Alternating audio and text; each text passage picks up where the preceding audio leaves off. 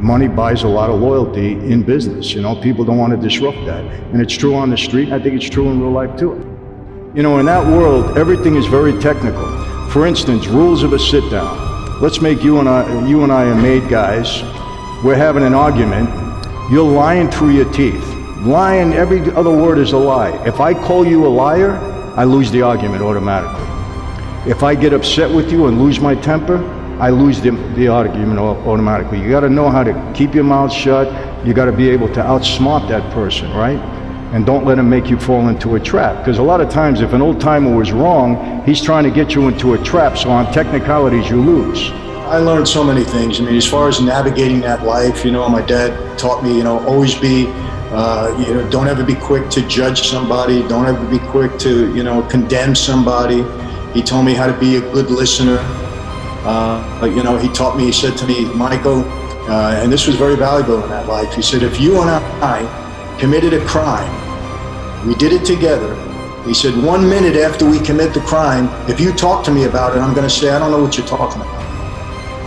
He said, there's no reason to ever repeat anything that you did the wrong way.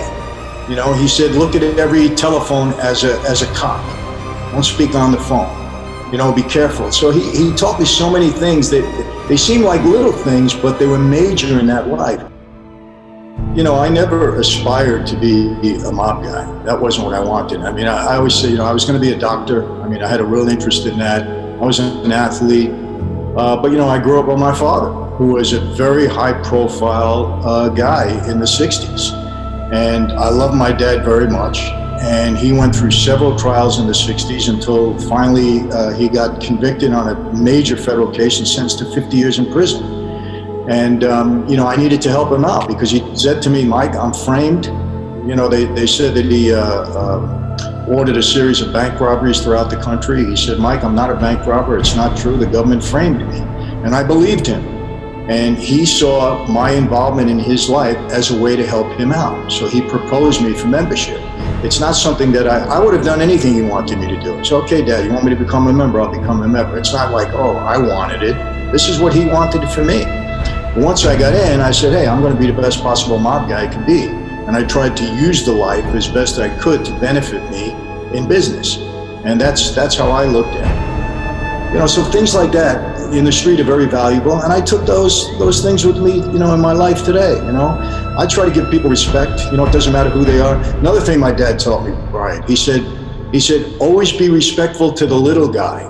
Now, he didn't mean the little guy to be offensive. He just meant, give respect to the little guy, the waiter, take good care of him, the guy at a valet parker, take care of him. Does that apply to the real world? Look, when people are making money with you, they're happy. That's the way it is, they're happy. Money buys a lot of loyalty in business, people don't want to disrupt that. And it's true on the street, and I think it's true in real life too. I had a lot of legitimate businesses going. I had 2 car dealerships, I had a number of restaurants that I had opened at the time, I had a leasing company, I had a production company in Southern California, in Hollywood. So I had a lot of things going, so I used some of that money to have a legitimate operation and income. Let me tell you one thing about, mob guys, they're pretty resourceful. I'm asked all the time, is the mob still in existence? The answer is yes. It's not the same as it was during my time, but I wouldn't count these guys out. They're not going away in my lifetime, that's for sure. In that world, everything is very technical. They make a mountain out of a molehill. Well, in my world, you can pay serious consequences. You can't be disrespectful in that life, Patrick. 2 made guys, 2 guys that actually took the oath. You can never disrespect one another, never. They were made guys could never disrespect one another? Never disrespect. So what does disrespect mean? Calling a guy a name, calling him a liar, raising your voice to him. Really? Yeah. A made guy cannot do a made guy? No. That's a major, because the life allegedly is built on respect. So you can never disrespect anybody. You can never outwardly do it. Like, I'll be honest with you, I had a meeting with another made guy once, and he's trying to get involved in the gas business, and I'm trying to keep him out. He was a guy from my own family, but he was trying to make a deal with Gotti to bring them into the business, and I didn't want him. So I said, can I talk to you a minute? And this guy's doing life in prison right now. So we go in the other room, and we get in the other room. I called him every name in the sun. You're a liar, you're this, you're that. When we walk out, we're shaking hands, you're the best guy in the world. But I wouldn't let anybody see it, because now if he told anybody I called him that, I call him a liar. So they had to believe me, you know what I mean? The same way they had to believe him. So he would never try to challenge that. But no, in that life, you can never be disrespectful to one another. No matter what it is, you had to just bite your tongue and try to outsmart the guy. When I'm able to, I do my due diligence. I want to know the personality, the character of the people I'm in with. But there's times when I'll test somebody, I'll throw out a word or two that I know is false, and I'll see how he responds. If he wants to make me think I know what I'm talking about, I'll say something that has nothing to do with anything or is totally absurd, and we'll see how they answer.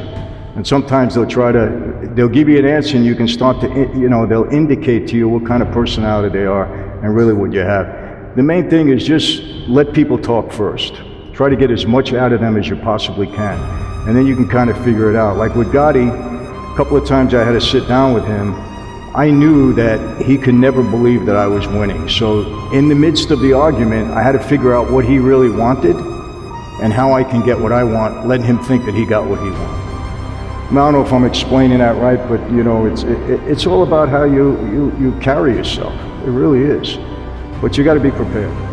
There's sometimes you could be in the meeting and you could be the smartest guy in the room, and you don't want to let anybody know that. Let everybody talk, let everybody think they're smarter than you, but you really know what's going on. There's other times when you're in the room, you could be the least smartest guy in the room, but you got to make them think that you're smarter than them. And if you can master that technique, then you can get just about anything you want in any negotiation. I learned that whenever I went into a meeting like this, I tried to learn the personality, the character of the person I was up against.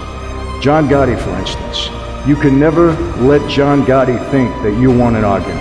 His ego wouldn't allow it. So you had to figure out a way to outsmart him to make him think he won, but you actually got what you wanted. And when you can master that art, you'll do pretty good. And whatever I did in my whole life, I was able to apply that to business in life now.